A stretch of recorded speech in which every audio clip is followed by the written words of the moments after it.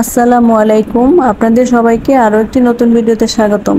আজকে আমি দেখাবো বাচ্চাদের টিফিনে বা বিকেলের স্ন্যাক্স হিসেবে খেতে খুবই সুস্বাদু একটি নাস্তা রেসিপি।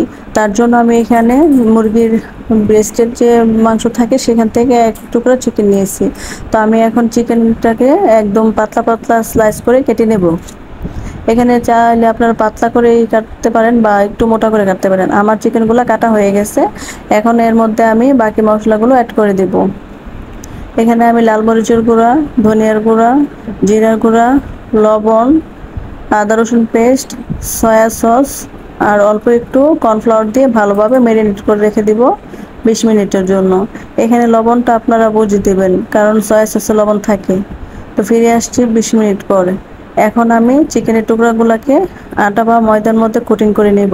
আমি এখানে আটাটা নিয়েছি, আপনারা চাইলে এখানে ময়দাটা ইউজ করতে পারেন। আর আটার মধ্যে আমি সামান্য একটু লবণ দিয়েছি। তো এখন আমি ভালোভাবে এটার মধ্যে কোট করে নিচ্ছি। আপনারা ভিডিওতে দেখানো প্রসেস অনুযায়ী কোট করতে পারেন।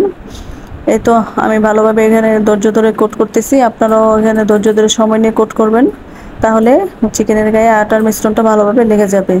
তো এখন আমি এগুলোকে ডাবল কোটিং করব। তার জন্য পানিতে একটু ভিজিয়ে আবার আটার মধ্যে দিয়ে দিচ্ছি। এখন আস্তে আস্তে টাইম নিয়ে করতে হবে। আমি যেভাবে করতেছি আপনারা সেভাবে করবেন। তো এই তো আমার কোটিং করা মোটামুটি হয়ে গেছে। আর এইভাবে আটা বা ময়দার মধ্যে কোট করে নিলে আপনি চিকেনটা যখন ভাজবেন তখন এটা খুব ক্রিস্পি হবে খেতে। আমার চিকেনটা হয়ে গেছে। এখন আমি এটাকে তেলে ফ্রাই করে নেব। আমি একটা প্যানে পরিমাণ মতো তেল দিয়ে গরম করে নিয়েছি, তার মধ্যে চিকেন পাকোড়াগুলো দিয়ে দিচ্ছি। আর এখানে আপনারা চুলার আঁচটা মিডিয়াম টু লোতে রাখবেন, না হলে বেশি আঁচ থাকলে চিকেনটা মানে উপর থেকে পুড়ে যাবে আর ভিতর দিয়ে কাঁচা থাকবে।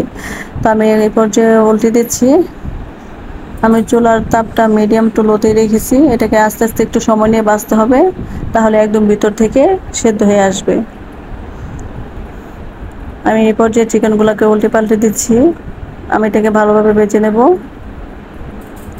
আর এই স্ন্যাক্সটা বাচ্চারা খেতে খুব পছন্দ করে, আর বড় ছোট সবাই এটা খেতে খুব ভালোবাসে। এটা তো আমার ছেলে মেয়েদের আর আমার ভীষণ পছন্দের। এই তো আমার চিকেন পাকোড়াগুলো ভাজা হয়ে গেছে। দেখেন এক টুকরো চিকেন দিয়ে কতগুলো পাকোড়া বানিয়েছি, মাশাআল্লাহ। আর এগুলো খেতেও খুব দারুণ ছিল। আপনারা বাসায় অবশ্যই ট্রাই করবেন। আল্লাহ হাফেজ।